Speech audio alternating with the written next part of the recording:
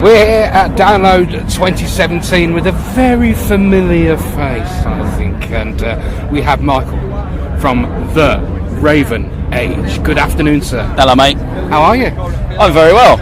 All the better for seeing your face. Oh, it's lovely to see you two. We see each other not often enough. It's been a little while, hasn't it? We usually bump into each other, but it's been a while. It has been. Let's have a look at these. You've played here now, a couple of occasions now. What brings you back every time? Well, it's a good question that needs asking, but it's also a really stupid, easy to answer question. It's Download. I really don't need to say anything else. Like, this is the place to be, isn't it? I've said this in so many interviews, but Download's the one that you watch and you think, I want to play there one day. And we just played second stage, so obviously exciting. And you played here obviously last year as well, so this is like third time for you guys? Yeah, now? and we did Paris Download last year as well, and then I think we may have played the year before on Jake's stage, I believe it was called, small one. Yeah, I remember that stage. And what's all those times that you played? What is your highlight? What is your favourite moment? Probably today, probably the gig today, purely because obviously a bigger stage means more people, and I saw so many Raven Age t-shirts and people singing along to everything, and that's what makes it for me personally, like watching people enjoying themselves, but they're not just sucking up to you afterwards when they go, oh, you were really good. They actually know the lyrics better than I do, which is awesome. You got your own personal auto cue then? Yeah, kind of. It's very difficult to see what they're doing whilst I'm also trying to jump around the stage or mess around with George or whatever. So, but yeah, it's good. It works. And you know, I've been following your career today very closely. Firstly, congratulations at last. It's Matty, come and say hello. Hello. He was just stroking his ear. Look at this. This is the best fluffy thing. I wish you you know could what? see It this. looks like something from a 70s porno. It was nicked from a 70s porno. That's why it smells so funky. That's what I'm it gonna smells leave so it to funky. Darkness Will Rise is out at last. Yes! Hurrah! We are celebrating from the rafters. Aren't we? We had a little delay last year, can we say? I think it was probably down to touring, I would imagine. And now it's been released in March this year. You're out, you're getting your momentum. You went out with Anthrax this year. Tell us a little bit about that. Always awesome. I mean, the first time I met anyone from Anthrax, it was Frank Bellow, and he just said, hi, I'm Frank from the band Anthrax. I was like, I know who you are. This is awesome.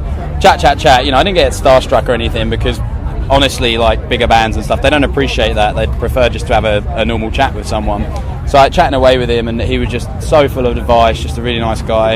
And we're actually looking forward to, on this run, we're going to play a few more with Anthrax, so we'll see the guys again.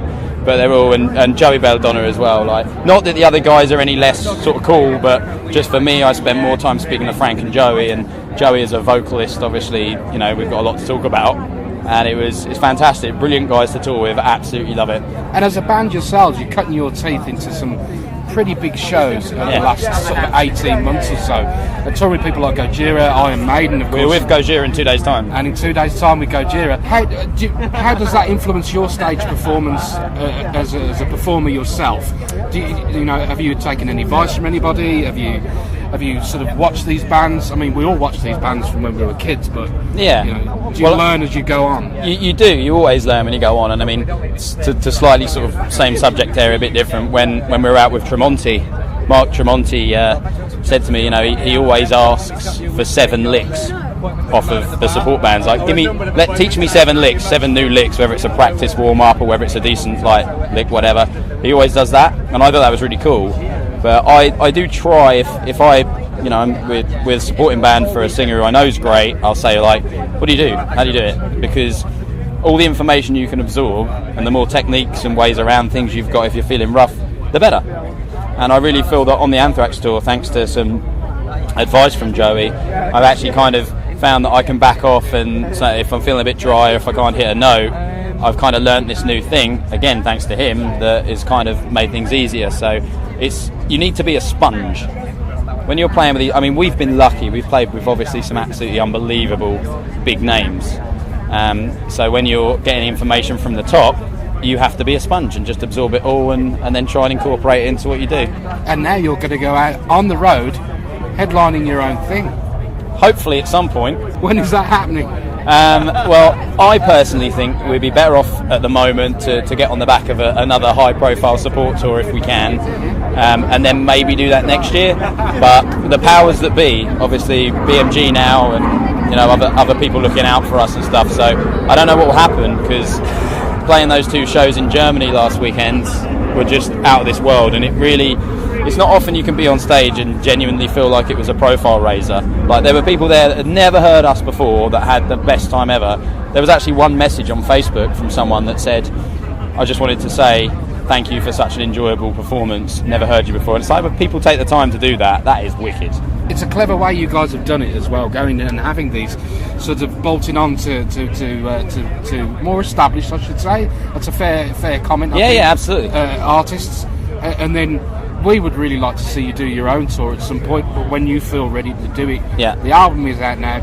I've not seen momentum like this with another band for quite some time. Just sometimes you have to kind of stop and sort of pinch yourself and think, wow, that's just happened. Yeah, it regularly happens. I mean, when I first joined, I was like 27 and I'd given up on the original side of things because it's just too hard to get your name out there. There's so many bands, there's so many 15-year-olds in their bedroom that are like outselling other people. Like, it's just amazing. And the world's changed in that respect. It's not the same as it was. And yeah, okay, I'm too young to remember how it was, but it's kind of a case of just plugging at it, dealing with it, and every time I feel that it's not going to work out, or maybe this is too much of a struggle, something else totally incredible happens that makes me go, oh. So I've just walked off second stage at Download. Like, shake me when I'm 12, 13, 14, 15, 16, 17, 18. I don't think Download was even around when I was 12, but you get the idea. It's like, Jesus, I just did that. That was crazy. And people are coming over, high five, great show, and yeah, it's a very unusual and weird vibe.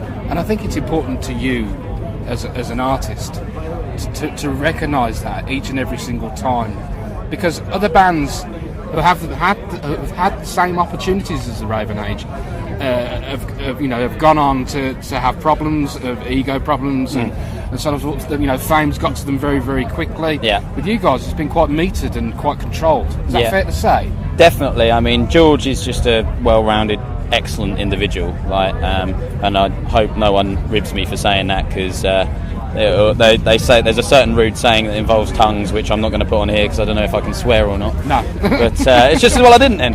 But basically, George is a decent guy, and it's kind of fun because to a point he'll let people get away with what they want to get with, because he's like the spiritual master and the captain of the group for obvious reasons. It's his band. But so he's obviously great to work with, and Matt's cool. Matt is a workhorse. Matt does so much, like for the equipment set up, and he's the one to know. Jai's like an excited 11-year-old kid. It's the joy of the band, isn't it? Do you know what? You could be the most miserable guy ever, which sometimes I am, and Jai just will cheer you up because he's just so. And I always say to him, one day the world's going to take you and it's going to kick you in the backside and make you miserable, and then you turn out like me. And then he just smiles at me and says, "So what?"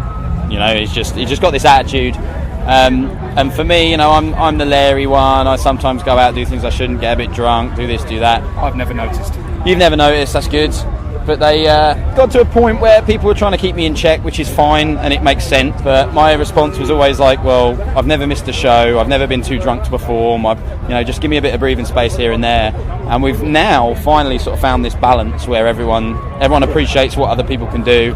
If I pick up a couple of beers after a show and I've got a show tomorrow, as long as I have 3 or 4 beers and get some rest and get good and it doesn't affect anything, where's the problem?